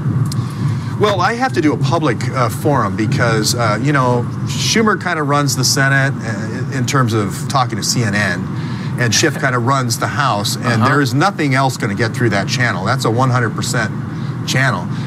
Occasionally they'll have, you know, someone on, you know, to provide a kind of a wet paper retort. So there's no mainstream media. There's no MSNBC or Fox potentially, but really the best way to get the message directly to the people is through the YouTube channel. Right. Yeah. You know, it's strange. I ran into both Chuck Schumer and Adam Schiff on two separate trains. Made a video about Chuck Schumer, but I didn't have a camera with me when I ran into Adam Schiff. That's kind of weird. Was it before or after we made a video? I can't comment on that. I don't know. Maybe they're thinking, well, I don't know how much a friend of Israel is. I think it was before. I think it was well before. So where do you see the investigation going now? When I watch and I'm following it, I feel like you're really coming to a crescendo, about to break through. All this information about Seth Rich. I mean, you went to the convenience store that was, you know, right on the corner where he was killed. Well, this morning, you know, I reiterated the story, but I think it had gotten buried in mainstream medium news that there was 2 bullet shots in his back. I did have the 4th-year surgery residence report of the bullet lodging in the upper lobe of the liver, and then the one going through his abdomen from the back. That seemed like new and pertinent information that we hadn't really had. It was out there, but it gets so buried in the blizzard of these bulletin boards like Vote and so forth. These are great researchers, but you have a lot of mix in there. And what I try to do is pick the diamonds, leave the dirt clods, and. But the way this guy talked, as far as medically, you know, and obviously my son's a physician, so Seemed credible. Yeah, it's very credible. And you know, they resected about 12 centimeters of Seth Rich's intestine. They left it open because they were going to wash it out the next day. Right. But in talking with different physicians, they said even if that did cause a septicemia, an infection, for some reason somebody left it open, it wouldn't cause death. Right. And the guy who had seen about 25 gunshot wounds, he was on loan from Washington Hospital Center, a WHC in DC, but he had said he'd seen 25 like that, and none of them died. So it's seeming like we've really reached a point where the whole Seth Rich murder has really taken on a new significance, both in your investigation and the whole entire Trump-Russia collusion impeachment thing. And it's almost the most important thing happening right now. Yeah, it's the first shoe to drop in the investigation. And Braverman, I still say, and I said it 205 days ago, will be the other shoe when it drops. Now, I'm not saying Braverman's dead. I'm saying he's living with his brother in a kibbutz near Tel Aviv. Any more information about that? Any follow-up at Yale? How could he be living in Tel Aviv if he's scheduled to be teaching in Connecticut? I don't think anybody's seen him in Connecticut. I think he's growing a beard. He's eating hummus every day on a kibbutz that does not have electricity. And no one knows anything about the news going on, and everyone speaks Hebrew in that village, and no one knows what's going on in the United States. That's where I think he is right now. Wow. So, and nothing I've learned since then has changed my mind. Mm-hmm. And just because I think he's too good of an asset to take out, whereas Seth Rich, in the eyes of the people making decisions, was expendable. And what do you think the logical reason is that that Adam Schiff and the House and the Senate committees aren't looking for this very pertinent evidence related to Seth Rich's murder? The information on his laptop, the information on his cell phone, the body cameras, who killed him, why did they kill him? Nobody's coming to collect this $125,000 reward. If it was two street thugs, don't you think one of them would roll over on the other for 125 grand? Yeah, well, it's not two street thugs. What Seth was mad about is he is a Bernie-crat, I'm a Bernie-crat. Hillary was taking money from the Bernie-crats and giving it to the Hillocrats. That's the bottom line. Right. And he didn't like it. And he called Gavin McFadden through, I think, John Jones, but we'll see if that comes out. Or the metadata on the phone calls is going to be with John Jones. That has not come out yet. But McFadden's in conversation with him, counseling him and saying, what do I need to give you to prove this case? And he's saying, okay, well, I need donations by zip code is what you need. I need to show that the Senate candidate that Seth Rich was working for in Nebraska received this much money. That's why I need to send you the spreadsheet for Nebraska. I need to send you the breakdown for every county. So Seth Rich is sending them, that's the email attachments, all those are the email Excel attachments. files or whatever it might be. I don't think we can stress enough the incredible coincidence of Ratner, McFadden, Jones, all three from WikiLeaks. Yes. Seth Rich, these four guys who seem to be quite directly related, even circumstantially, and they've all died within such a short period of time. Yeah, and of course, I would throw Sean Lucas in there as 5, and then I would throw Eric Braverman in as the Powerball because we still don't know where Eric Braverman is. I'd like to see him. You know, I think the world would like to see him. I think the world's worried about Eric Braverman. And if he's tweeting, he's obviously got access to electricity and internet, conceivably. I think anybody could be tweeting. It's like Snowden. I mean, you never know at what point the person is put on ice and then you bring in the shadow tweeter. Yeah, shadow tweeter. I guess that was a good way to say it. I mean, Snowden changes dramatically about a year ago in his whole timbre of what he's saying. First of all, he just starts commenting only on the UK, very little on the US. And the things he starts saying about the US are all in support of the US deep state. So I'm really wondering about Snowden's account as well. Huh. And the account changed from @Snowden to @Snowden_. So that was kind of weird as well. They changed the account. Yeah. And there was a dead man switch that came out there in the middle of that switch as well. What do you mean? Well, you can configure your account in such a way that if you don't answer a ping every morning, let's say every 24 hours, it automatically figures you're dead, right? And then it sends out codes that will help you unlock encrypted files. Oh, right. We've seen WikiLeaks do stuff like that. Yeah, and that happened with Snowden. Really? Yeah, so the dead man switch was activated, and ever since that dead man switch, he has changed. I mean, the account has changed. George, how do you know all this stuff that nobody else knows? Everybody knows this stuff. Oh. It's all out there. It's all out there. That's why we're doing this show. Yeah. Crowdsource the truth. Now, if you remember, let's just go through the timeline. He supposedly spends 5 hours in the bar at the end of Lou City Bar. Kind of boozy. That's a long time. Yeah. And that leather chair he supposedly was in 6 nights a week. Huh. Okay, that's the PR that's come out about this. And I'm not implicating... 6 nights a week, the guy's sitting in a bar? I'm not saying Mossad Worldwide did the PR on this, but I'm just saying all the articles, and there's a lot, say he's there in the bar 6 nights a week. Now, that's a person you know as a regular. Right. If somebody's coming in 6 nights a week and staying at the bar 3 or 4 hours, everybody's going to know him. Right. So everybody at the bar should be able to say, yep, he was there. I'm going to tweet it. Yes, I remember Seth Rich. Tweet out condolences, tweet out, talk to newspaper Nothing reporters. like that on the Facebook feed or the Twitter feed for the bar. The only thing we have is one guy, which is Joe Capone. Joe Capone runs that bar, and Joe Capone says, I tried to put him in a cab at 1:40 a.m. in front of the bar. So that should be on all the cameras. Well, why didn't he go home in a cab then? Well, he tried to talk him out of it, but Seth Rich was so drunk, supposedly, that he said, no, I'm walking home. I'm going to walk the 36 minutes home. That doesn't seem like something somebody would do if they were drunk. Versus just flopping into a cab? We don't know, but it is odd that Joe Capone is at the White House and John Podesta uses the White House as a meeting place. Wait. When is Joe Capone at the White House? 3 days before the murder of Seth Rich, Joe Capone is at the White House. How do people not know this? What's a bartender doing at the White House? Is he hanging out with the pizza shop guy? And that just reminded me of the next thing we need to talk about. We won't go there just yet. Hang on and put a pin in that. Yeah, but I mean... What is Joe Capone doing at the White House?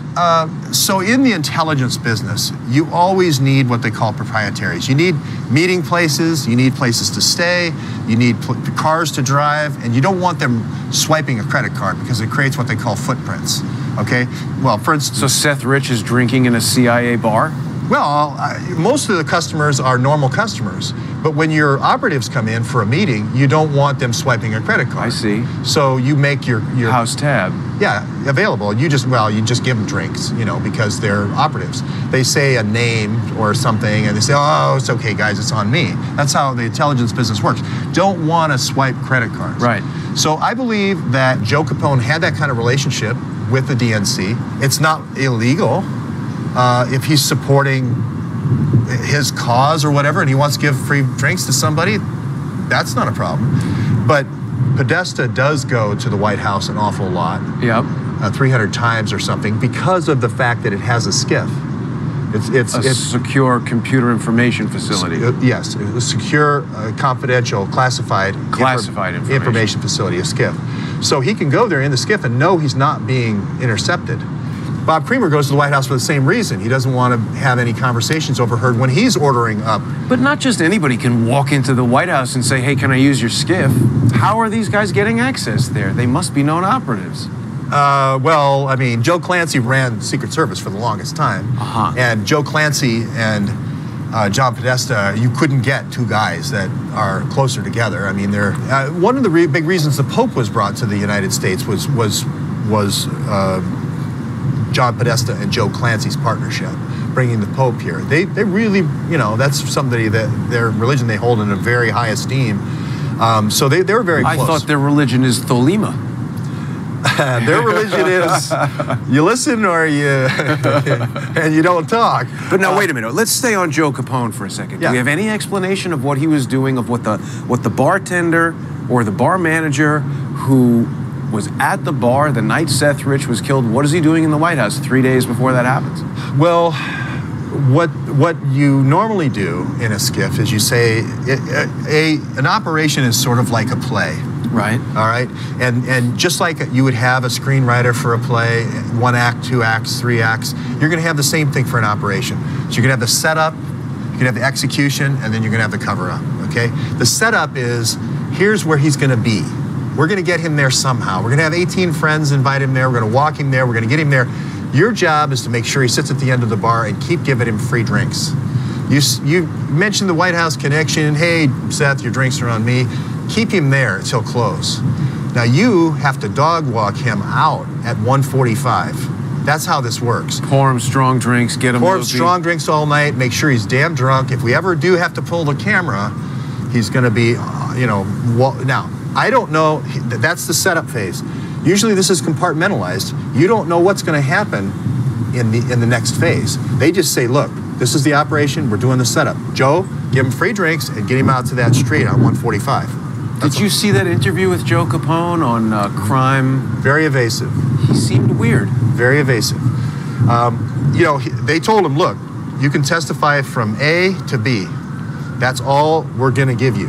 Now, B to C is some kid from the Guatemalan embassy that just had a meeting, over on Park Avenue is told, you two guys need to pick up this guy who's wobbling at 1:45 and take him to this garage over at Howard University.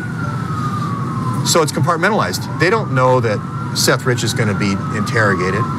They just know that I need to take you over to the med school into the garage.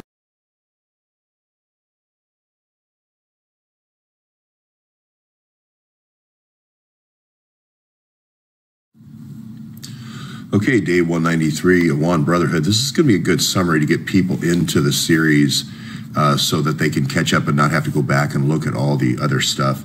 This series basically started 193 days ago when the information came out about the server, about Huma's server, Huma's emails being on Anthony Weiner's laptop. So that's why the day 193.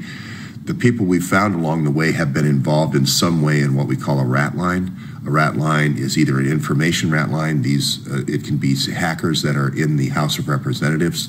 These are Awan brothers. That's why I call it the Awan Brotherhood.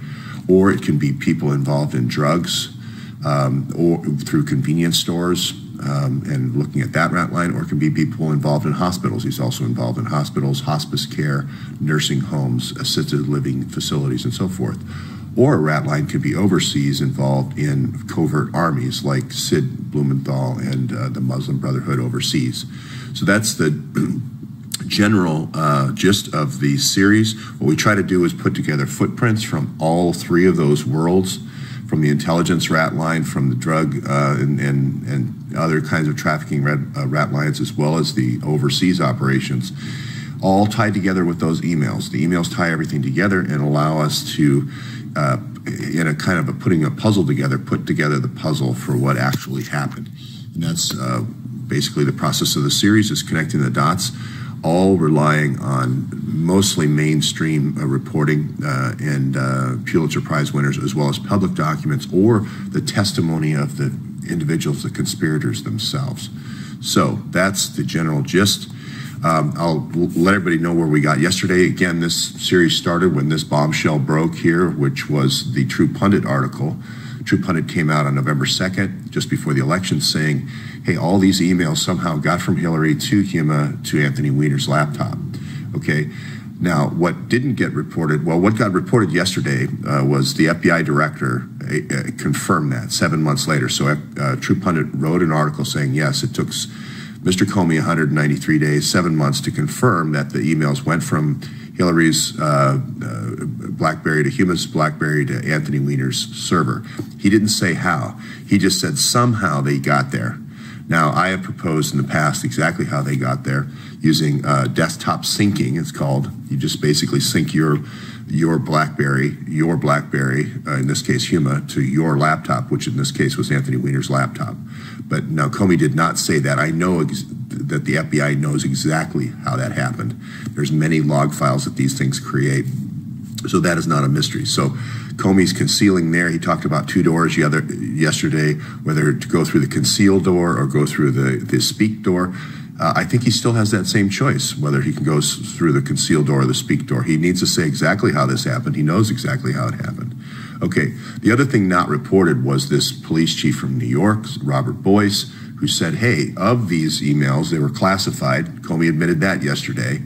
But he said that the FBI evaluated only 6,000 emails.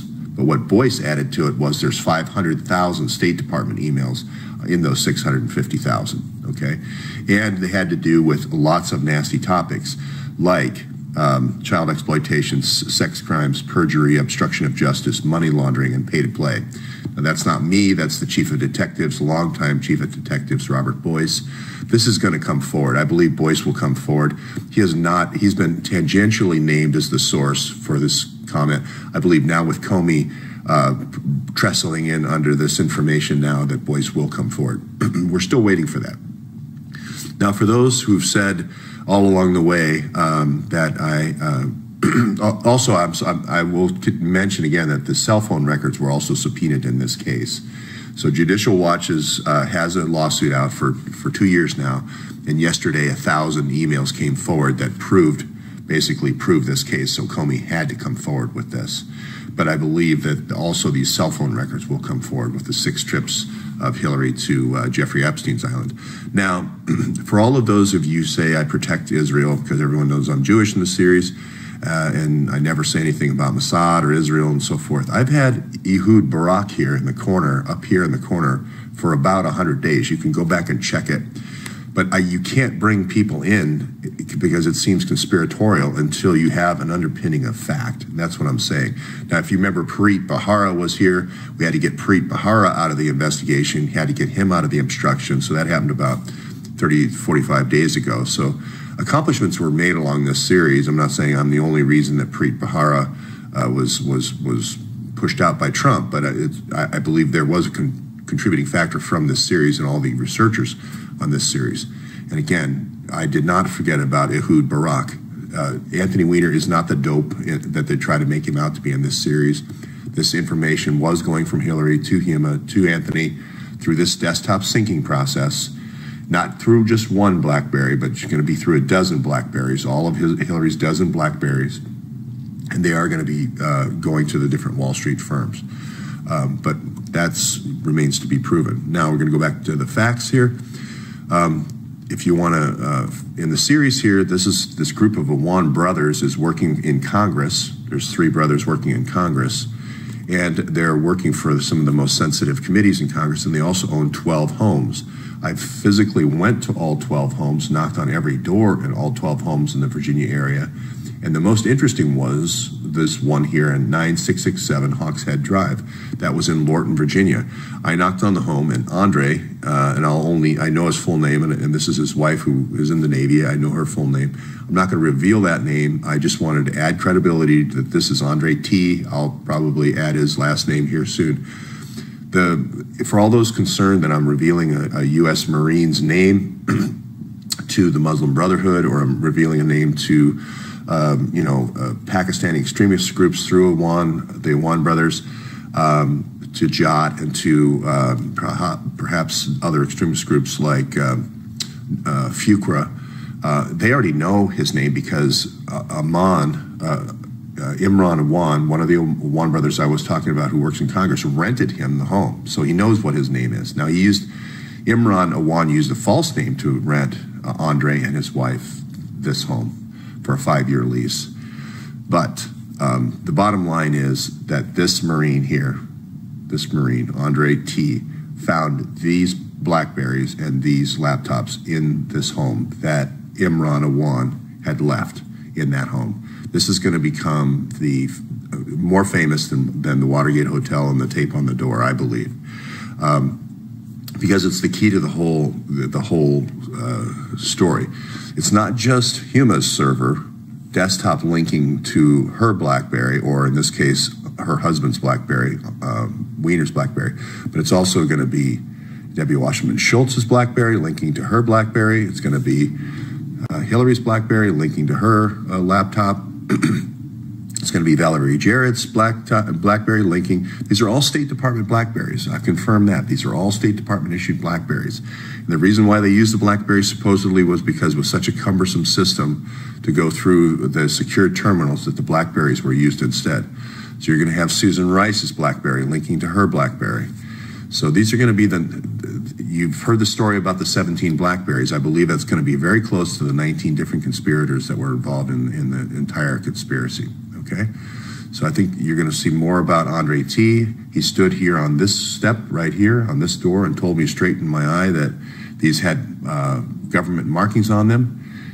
So did the laptops. He said he called the FBI. The FBI came and got him. The Navy Intelligence Service, because his wife's in the Navy, wanted to exclude her as a potential person that may have stolen this equipment, so they came out and investigated. And then finally the case was relegated to the Capitol Police, and the FBI so far has covered up their involvement in this investigation. Okay, so here's the smoking gun email. This smoking gun email is basically from Hillary to Huma saying we need to start, basically bringing another person online with these BlackBerries. The BlackBerries become this token to getting at classified information. If I give you a BlackBerry and it's one of Hillary's, I get not only all of Hillary's information, But what the BlackBerry Enterprise server does, and I'll get to a large server over here, let's say over here, will sync all the laptops together. So I'll not only get Hillary's 60,000 emails on her BlackBerry, but I'll get Valerie Jarrett's 60,000 emails. I'll get Susan Rice's 60,000 emails. I'll get other folks in the State Department's emails, maybe even the president's emails. So again, this email from Hillary to Huma saying, have Anthony Weiner's trusted staff in D.C. Send a secure phone to New York. Now, this is a secure phone going from Washington, D.C. to New York. Anthony Weiner's already in New York. So who is Anthony Weiner's trusted staff? I say it is these Awan brothers, because they're experts in cell phone technology, and they have top secret clearances down in Washington. So that would be trusted staff. Now, you might say, well, that's not proven. Well, it's easy to call Anthony Weiner into a grand jury and ask him who his trusted staff is and start looking at his phone records and his movements and to prove that out. I don't have grand jury subpoena power, but this is going to be very easy to prove. At this point, the conspiracy starts falling apart. Why did Hillary get subscriptions from all the different Wall Street firms? It was for this $500,000 a year access to these emails, not just Hillary's emails, but this whole trove of 650,000 emails on Huma's server. Okay? So, and again, it's their own, this is a filing from Judicial Watch yesterday that was released saying there's BlackBerry email accounts. The subpoena was for BlackBerry email accounts, meaning that the BlackBerry devices go with the BlackBerry email accounts. These are State Department issued BlackBerries, State Department issued laptops. Okay? Well, the big question is, where's the big email server that brings it all together? Well, the Awans were accused again, these are FBI documents, not my documents, of having an external server. These are FBI documents that said these Awan brothers working for these members of Congress had an external server. That is going to be the BlackBerry Enterprise server. I was wrong before. I thought maybe this was a laptop. Now I'm going to go back to my original thesis, which I had for 120 days, which was that this was the extra BlackBerry Enterprise server that was created to link all the laptops together.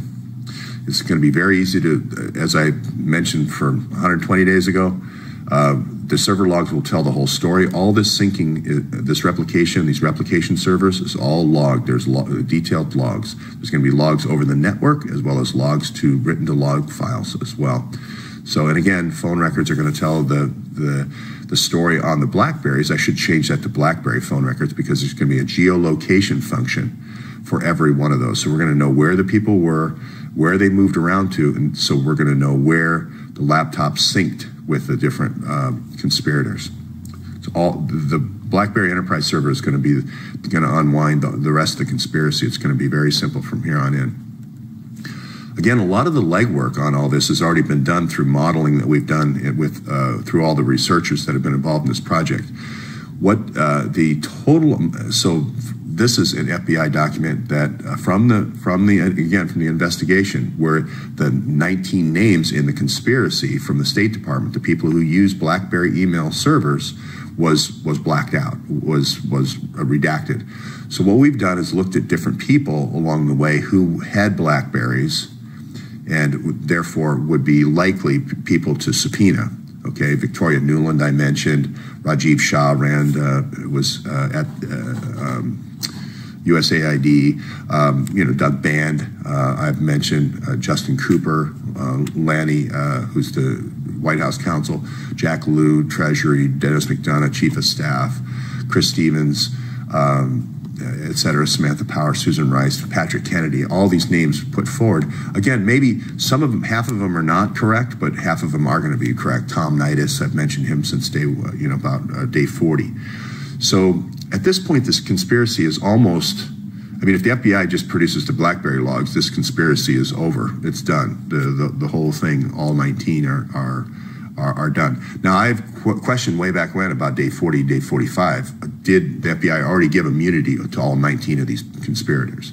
We don't know yet. But again, Judicial Watch has lawsuits in process for all this, 2 years into it.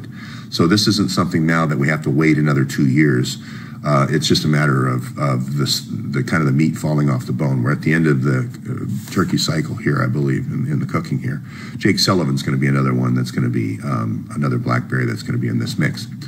So what I said from the beginning was if Andrew McCabe here, who didn't declare a $675,000 bribe from Hillary to his wife on a form, an ethics form, which says declare anything over $200, he's the guy who shut this investigation down at all points along the way. All these obfuscations, Comey covered for him yet again yesterday.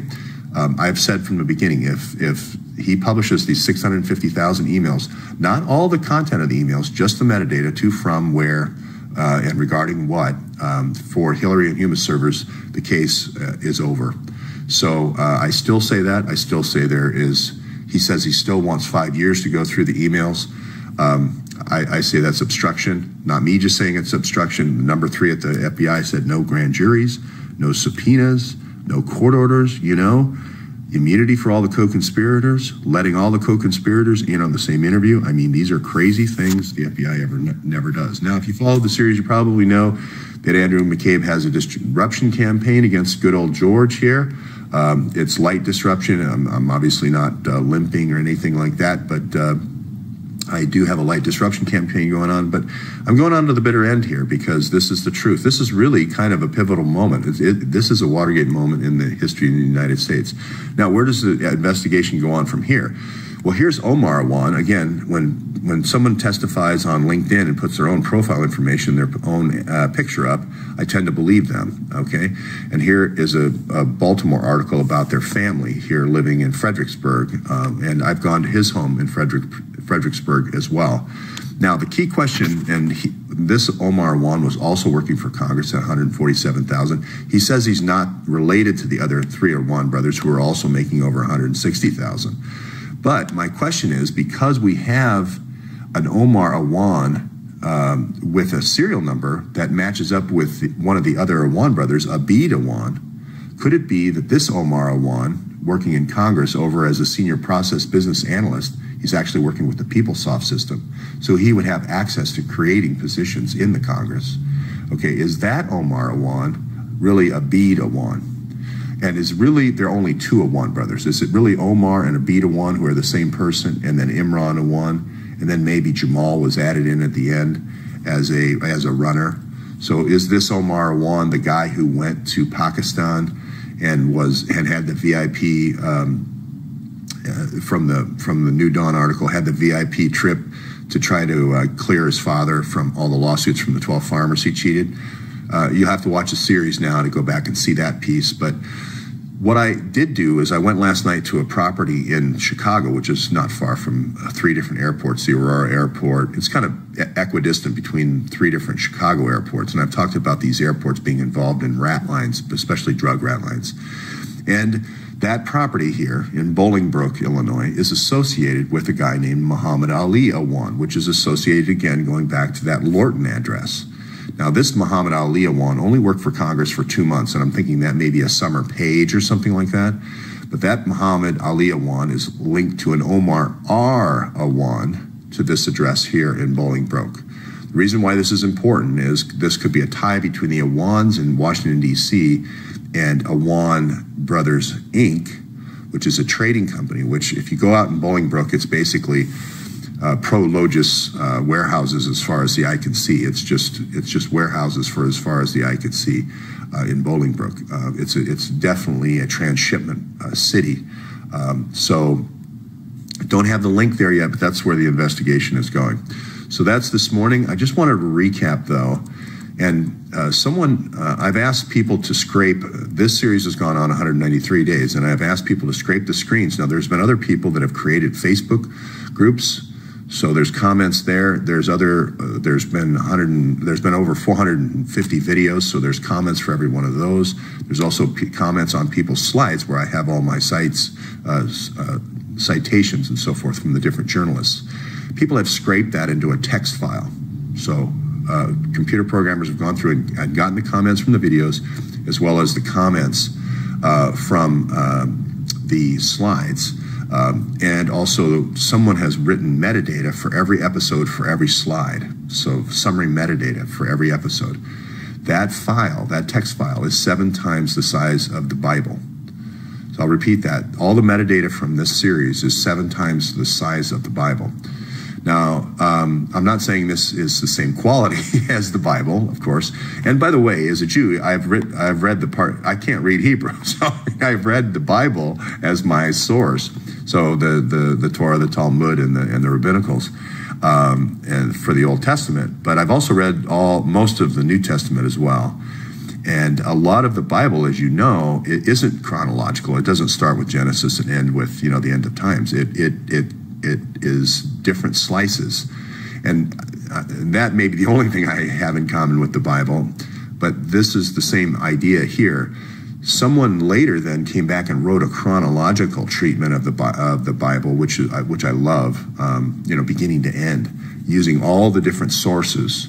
And that's really where we are in this step, is to basically fill in all the sources and write this beginning to end chronology. That is a big task, and I haven't done it yet because I'm doing so much reporting. I just want to say a lot has been filled in, and much like the Bible is basically slices and different stories, it's the episodes kind of are like that as well. So if you want a tour de force through all of following the money, basically, of Hillary's activities from before Mena Airport and before Arkansas, you can dive in and start at day 54. So, okay, that's where we are today. I think we're at a good point. At this point, the conspiracy falls apart like a cheap suit. And now we're just filling in, providing Sessions more and more data. Again, my objective is not to hurt Hillary or anything. It's really to root out intelligence organizations that are running rat lines in the United States, because there's an opioid crisis in the United States. I believe that's tied directly to the convenience stores. So we're going to look at these convenience stores. I talked to an expert. By the way, I've just gone through a 1-month visit with all the experts out there that I have that contribute to this series. I met with an expert who owns 20 different convenience stores. A lot of fake usage of dead people's social security numbers to get people in the country, deliberate bankrupting of the convenience stores and then moving people to different locations. So we're going to get to that rat line as well. But again, the attack here is not on Hillary. It's really just to remove the radical elements that are attacking the infrastructure of the United States. Okay.